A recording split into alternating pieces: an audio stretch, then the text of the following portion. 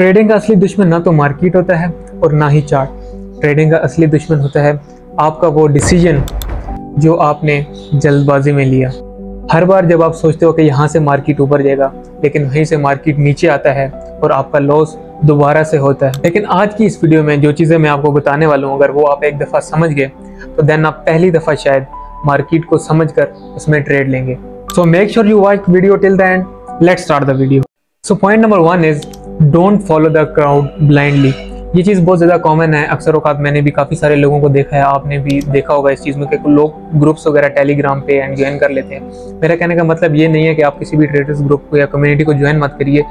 मैं सिर्फ ये बताना चाहता हूँ कि आप किसी भी ग्रुप को ब्लाइंडली ज्वाइन करके उस ग्रुप के सिग्नल्स को आप ब्लाइंडली फॉलो करना शुरू कर देते हैं। ना आपको उस ट्रेड का कुछ अंदाजा होता है, बस आपको एक सिग्नल मिल जाता है कि दिस कॉइन में या किसी भी स्टॉक में आपने यहाँ से शॉर्ट कर देना और आप ब्लाइंडली उसको शॉर्ट कर देते हैं। ये चीज़ आपको ध्यान में रखनी है कि मार्केट हमेशा क्राउड का ही एसएल लेकर जाता है। यहाँ पर क्राउड जा रहा होता है, मार्केट उसके ऑपोजिट मूव करता है। बिग वेल्स की ट्रेड हमेशा ऑपोजिट रहती हैं क्राउड से।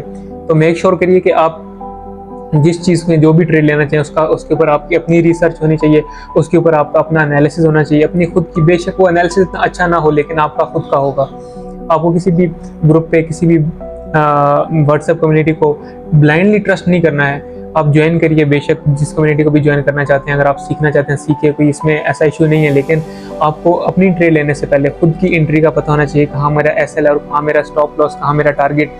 आपको ये पता होना चाहिए कि मार्केट में मैं यहाँ पर एसएल क्यों रख रहा हूँ और यहाँ पर मेरा टेक प्रॉफिट क्यों है। उस कॉइन के ऊपर या उस स्टॉक के ऊपर स्पेसिफिकली आपकी अपनी रिसर्च होनी चाहिए, उसके ऊपर आपका अपना एनालिसिस होना चाहिए। देन ही आपको उसके अंदर ट्रेड लेनी चाहिए। ब्लाइंडली किसी पर भी आपको ट्रस्ट करके ट्रेड में एंटर नहीं होना है। And the second point is trade the trap zone.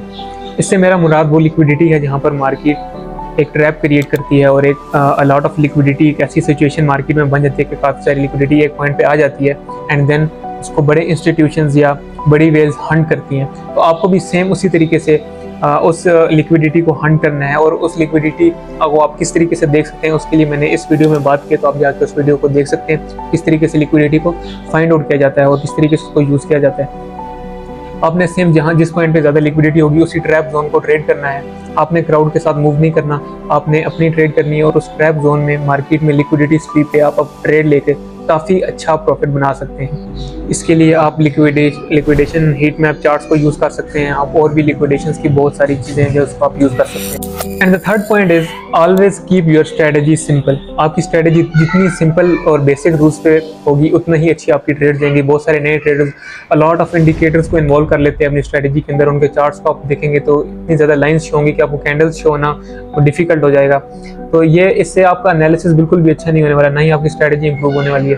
आपको सबसे बेसिक चीज़ आपको वॉल्यूम इंडिकेटर्स का पता होना चाहिए, आपको बेसिक इंडिकेटर्स की नॉलेज होनी चाहिए।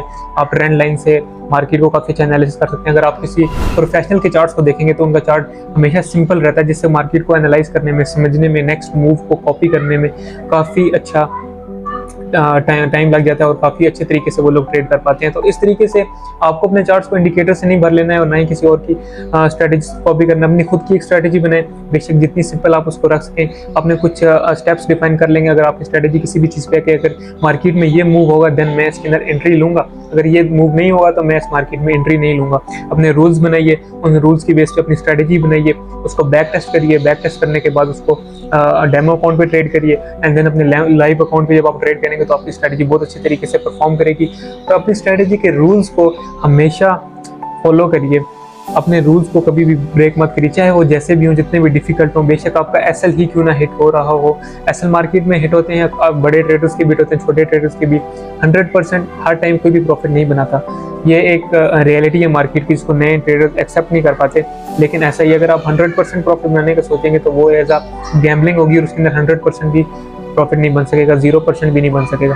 तो आपने इसके अंदर सिंपल यही करना है कि अपनी स्ट्रैटेजी को सिंपल आउट करना है। सिंपल इंडिकेटर्स और सिंपल मूव जो आप शुरू में सीख रहे हैं कि अगर मार्केट इस तरीके से मूव करेगी तो मैं मार्केट में देन ट्रेड लूँगा, यहाँ मेरा एसएल होगा, यहाँ मेरा टीपी होगा।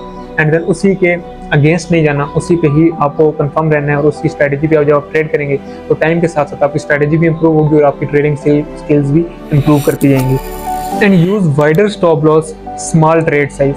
ये जो बात मैं अभी कहने वाला हूँ इसके अंदर काफ़ी सारे लोग बीच में ऑफेंड भी हो सकते हैं, लेकिन ये बात एक रियलिटी है मार्केट के अंदर कि आप जितना छोटा स्टॉप लॉस लगाएंगे मार्केट उसको उतनी ही जल्दी हंट करेगा।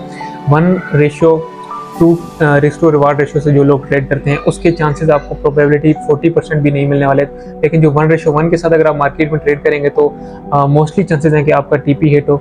मेरा कहने का मतलब ये है कि मार्केट काफ़ी ज़्यादा वॉलेटाइल होती है, खासतौर पे क्रिप्टो मार्केट की अगर बात करें या ऑप्शन में आप अगर ट्रेड कर रहे हैं तो मार्केट एक वीक से आपका एसएल हिट कर सकती है एंड देन दोबारा वो उसी डायरेक्शन में आपकी डायरेक्शन में मूव आउट कर सकती है। बेशक आपका एनालिसिस कितना भी अच्छा हो, लेकिन जब आपका एसएल हिट हो गया आप तो मार्केट से एग्जीक्यूट हो जाएंगे एंड देन आपको प्रॉफिट तो मिलेगा नहीं।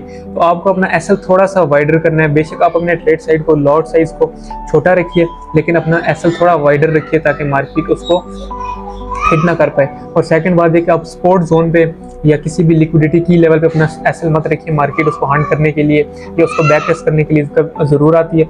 अपना एसएल कोशिश करेंगे सपोर्ट जोन से थोड़ा सा नीचे रखें, क्योंकि अगर सपोर्ट जोन ब्रेकआउट करने के बाद मार्केट दोबारा नीचे जा रही है तो देन इट्स अ चांस कि मार्केट अपना ट्रेंड चेंज कर रही हो या कोई भी न्यूज़ या इवेंट वगैरह हो सकता है, तो उस केस में आप मार्केट से आउट हो जाएंगे। इसीलिए बेहतर ये रहेगा कि आप अपना लॉट साइज छोटा रखिए एंड देन एसएल थोड़ा सा वाइडर रखिए ताकि आपको लॉस भी ज़्यादा ना हो और आपकी ट्रेड भी परफेक्ट तरीके से जाएं। And the last point is journaling and reviewing before the entry. जब भी आप मार्केट में ट्रेड में एंटर होने लगे तो आपको मेक श्योर करना है कि क्या आपकी जो स्ट्रेटजी है, क्या आपके रूल्स हैं वो फॉलो हो रहे हैं पूरे तरीके से या नहीं। अगर आपकी स्ट्रेटजी आपको बता रही है कि यहाँ से मार्केट में एंटर नहीं होना, लेकिन आपको लग रहा है कि ये एक बुलिश मूवमेंट है, तो आपको मार्केट में एंटर नहीं होना चाहिए, क्योंकि टाइम के बाद आपको काफ़ी ज़्यादा मार्केट में अपॉर्चुनिटीज़ मिल जाएंगी। लेकिन अगर आपका कैपिटल एक दफ़ा लॉस हो गया, कैपिटल आप उसको एज अ विकेट कह सकते हैं, अगर आपकी एक दफ़ा विकेट गिर गई देन आपको दोबारा चांस नहीं मिलेगा कि कोई नेक्स्ट बॉल पे आप शॉट लगा सकें। इसी तरीके से आपको मार्केट के अंदर अगर आपका कैपिटल सेफ नहीं है, आपका कैपिटल ब्लो हो जाता है, तो आपके पास और कोई चांस नहीं बचता। इसलिए आपको मेक श्योर करना है कि आपकी स्ट्रेटजी, आपके रूल जो आप एंट्री लेने लगे हैं उसका एसएल आपने कहाँ रखा और किस वजह से रखा, कहाँ पर आपने टीपी लिया, किस वजह से लिया, मार्केट में आप बुलिश क्यों हैं, आज बेरिश क्यों, उसकी वजह क्या है, आपने अपना एनालिसिस मेक श्योर किया या नहीं किया, या फिर आप किसी पे ब्लाइंडली ट्रस्ट करके किसी के सिग्नल को फॉलो करें। तो इन चीज़ों को आपने मेक श्योर करना है। ये एक काफ़ी सारी मिस्टेक जो हैं वो न्यू ट्रेडर्स मार्केट में करते हैं। आपको अपना एनालिसिस, बेशक आप किसी से कंफर्मेशन ले सकते हैं, लेकिन आपको एनालिसिस खुद करना है।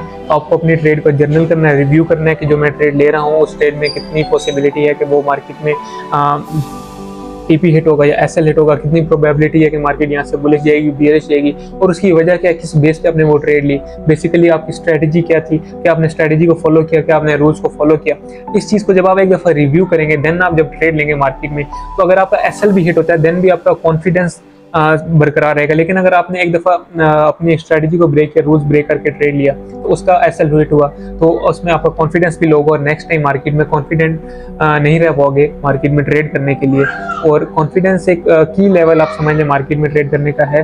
आपको आपकी स्ट्रेटजी आपको कॉन्फिडेंट बनाती है, आपकी जर्नलिंग आपको कॉन्फिडेंट बनाती है आपकी ट्रेड के हिसाब से। तो जब आप मार्केट में अपनी स्ट्रेटजी की बेस पे ट्रेड करोगे तो आपका अगर एसएल भी हिट होता है तो देन भी आप कॉन्फिडेंट ही रहोगे मार्केट में।